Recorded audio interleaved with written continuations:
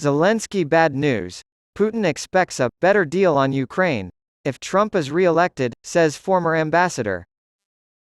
Former U.S. ambassador to Russia Michael McFaul said that Russian President Vladimir Putin is waiting for the outcome of the next U.S. presidential election before striking a potential peace deal with Ukraine.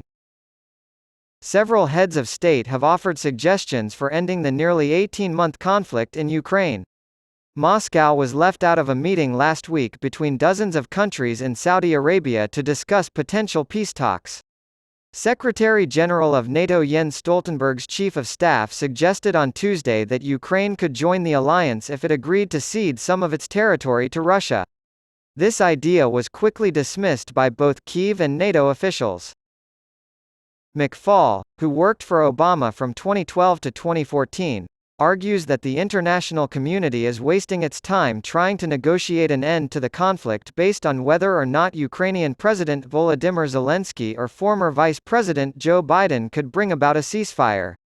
McFaul argued that peace advocates should compel Putin to the negotiating table in order to end hostilities. McFaul wrote on his Substack site on Friday, "Putin thinks he is winning. In his view, his army is successfully preventing the advancement of the Ukrainian counteroffensive and has a good enough hold over the territories conquered last year." To paraphrase, why would he negotiate now?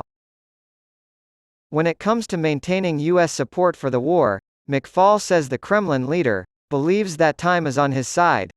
As he continued, it was clear that Putin was holding his breath for the results of the 2024 American presidential election.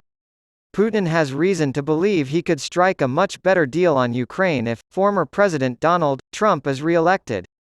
Then why would he try to negotiate right now? The military experts have dismissed Trump's plan to end the Russia-Ukraine war in 24 hours, if he were re-elected, but he has maintained a steady lead over his other 2024 GOP rivals in the lead-up to the Republican primary election. As for Putin, the former president seemed to have a more nuanced view of him at one point, calling the Russian leader a genius, shortly after Moscow launched its full-scale invasion in February 2022 in Eastern Europe. Although Trump wants European allies to match the over $113 billion that Congress has approved in military aid to Kyiv, he has stated that he will continue to support Ukraine in the fight in an interview with Fox News last month. In an interview with Fox News' Maria Bartiromo in July, Trump said, "I know Zelensky very well, and I know Putin very well, even better. And my relationship with both of them was good. In fact, it was excellent. I'd tell Zelensky, enough is enough. A compromise is required. Unless you make a deal, Putin, we are going to give him a lot. If it comes to it, we will give Ukraine more than they have ever received.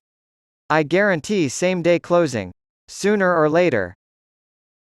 Zelensky had previously disagreed with Trump's claim that Obama could end the war in a single day.